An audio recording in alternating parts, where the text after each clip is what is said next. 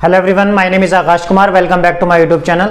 आज हम chapter number 3 pair of linear equation के आगे के 3 क्वेश्चन करते हैं और वन बाय वन उनसे रिलेटेड कुछ जो कॉन्सेप्ट होंगे वो अच्छे से जानेंगे, क्वेश्चनों से रिलेटेड। ठीक है, तो फर्स्ट क्वेश्चन क्या कहता है आपसे, solution of the system of the equation this and this is. वो कह रहा है इस इक्वेशन का और इस इक्वेशन के सॉल्यूशन क्या होंगे एक्स वाई की फॉर्म में, वो बताना है आपको। ठीक है, तो ये 4 ऑप्शन दे रखे हैं। सबसे पहले हमारे पास सिस्टम ऑफ लीनियर इक्वेशन क्या दे रखी है, आपको दे रखी है √2x माइनस में √5y is equal to 0, √5x plus का √2y इज इक्वल टू 0।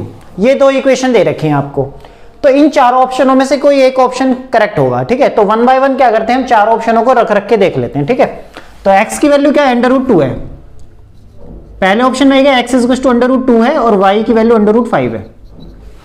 अब मैं यहां पर √2 रखता हूं, जैसे यहां पर पहले वाले में √2x की जगह और माइनस में √5 और यहाँ पे √5 और इज इक्वल टू 0। x की जगह मैंने √2 रख दिया और y की जगह रख दिया मैंने √5। अब इनको कैलकुलेट करता हूं, √2 की √2 से मल्टीप्लाई करूंगा 2 और √5 की 5 से मल्टीप्लाई करूंगा 5 आएगा। ठीक है, तो विच इज इक्वल टू 0। अब 2 में से 5 घटाना है तो कितना जाएगा, -3। -3 और 0 दोनों आपस में बराबर नहीं है। It means option number A तो आपका हो नहीं सकता है। ठीक है, सेकंड ऑप्शन लेके चलते हैं हम। x की वैल्यू क्या है आपकी, √5 है और y की वैल्यू कितनी दे रखी है, √2 दे रखी है आपको। ठीक है, अब पहली वाली इक्वेशन में अगर मैं रखता हूं x की वैल्यू √5 रख दी, √2 माइनस में √5 और √2 इज इक्वल टू 0, तो कितना हो जाएगा, √10 हो जाएगा ये, और ये √10 इज इक्वल टू 0। इसका मतलब फर्स्ट इक्वेशन को तो सेटिस्फाई कर गया है हमारा। सेकंड इक्वेशन में अगर मैं पुट करता हूं यहां पर, तो √5 दे रखा है यहां पर और प्लस का √2 इंटू में √2, तो कितना हो जाएगा, √5 की √5 से अगर मैं मल्टीप्लाई करता हूं तो 5 आता है और √2 की √2 से मल्टीप्लाई करूंगा तो 2 आएगा और इज इक्वल टू में 0 है, तो ये 7 इज इक्वल टू 0 हो जाएगा।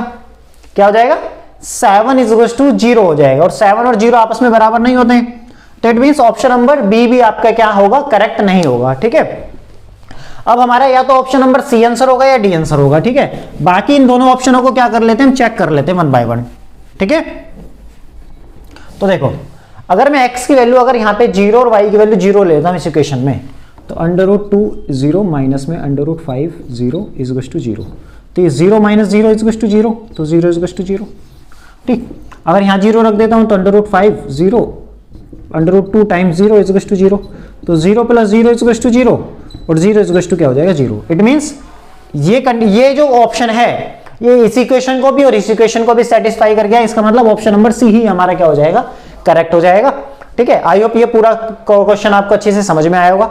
नाउ नेक्स्ट क्वेश्चन पे चलते हैं। नेक्स्ट क्वेश्चन आपसे क्या कहता है, the pair of linear equation ax plus 2y is equal to 7 and 3x plus by is equal to 16 represent pair of parallel lines if। वो कह रहा है ये दोनों इक्वेशन जो हैं, पेयर ऑफ लीनियर इक्वेशन जो आपको दे रखी हैं दोनों की दोनों, ये क्या करती है, पैरेलल लाइन को रिप्रेजेंट करती हैं। तो कह रहा है कि इन इक्वेशन की हेल्प से बताओ a is equal to b होगा या 3a is equal to 2b होगा या 2a is equal to 3b होगा या ab इज इक्वल टू 6 होगा, तो ये बताना है आपको। ठीक है, सबसे पहले आपको इक्वेशन क्या दे रखी है, ax plus 2y is equal to 7 है और दूसरी इक्वेशन है 3x प्लस में by इज इक्वल टू 16 है। तो यहां से इनके कोफिशिएंट की वैल्यू निकाल लेते हैं। सबसे पहले इनको जनरल फॉर्म में कन्वर्ट कर लेते हैं, ax प्लस में by माइनस का 7 is equal to 0, 3x plus में यहां पे 2 आएगा। ठीक है, by माइनस का 16 इज इक्वल टू 0, तो a1 की वैल्यू हो जाएगी a, b1 की वैल्यू हो जाएगी 2 और c1 की वैल्यू हो जाएगी माइनस का 7, a2 की वैल्यू हो जाएगी आपकी 3 और b2 की वैल्यू हो जाएगी आपकी b और C2 की वैल्यू हो जाएगी आपकी माइनस का 16। अब पैरेलल लाइन के लिए कंडीशन क्या होती है, फॉर पैरेलल लाइंस के लिए कंडीशन होती है a1 upon a2 is equal to b1 upon b2 not equal to c1 upon c2। ये पैरेलल लाइंस के लिए कंडीशन होती है। ठीक है, तो हमारे पास क्या है, a upon 3 is equal to 2 upon b। इसको मैं नहीं लूंगा क्योंकि सब जगह बीच में इज इक्वल टू का सिंबल है, तो इस वाली कंडीशन को मैंने लास्ट वाली को छोड़ दिया है। अब मैं क्रॉस मल्टीप्लाई करता हूं तो क्या हो जाएगा, ए बी इज टू कितना हो जाएगा 6। इसका मतलब ए और बी का जो प्रोडक्ट होगा वो 6 के बराबर होगा, वो ऑप्शन सेलेक्ट करना है जिसमें ए और बी का जो प्रोडक्ट है वो किसके बराबर हो, 6 के बराबर हो। तो कौन सा ऑप्शन में, ऑप्शन नंबर डी में है ये। तो इट मींस हमारा ऑप्शन नंबर डी क्या हो जाएगा, करेक्ट हो जाएगा। उम्मीद करता हूं यहां तक आपको अच्छे से समझ में आया होगा। नाउ नेक्स्ट क्वेश्चन पे चलते हैं। नेक्स्ट क्वेश्चन आपसे कहता है if a pair of linear equation is consistent.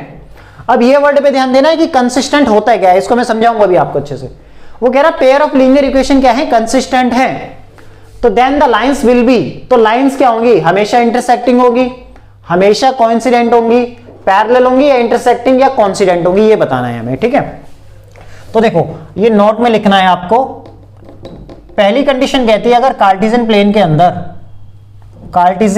के अंदर अगर कोई भी दो लाइन किसी एक पॉइंट पर इंटरसेक्ट करती हैं, ठीक है, तो वो कहलाती हैं आपकी इंटरसेक्टिंग लाइन। क्या, इंटरसेक्टिंग लाइंस, इंटरसेक्टिंग। और यहां पे इसके सॉल्यूशन क्या होते हैं, यहां पर सॉल्यूशन क्या मिलेगा, यूनिक सॉल्यूशन मिलेगा। यहां पर कैसे मिलेगा, यूनिक सॉल्यूशन मिलेगा।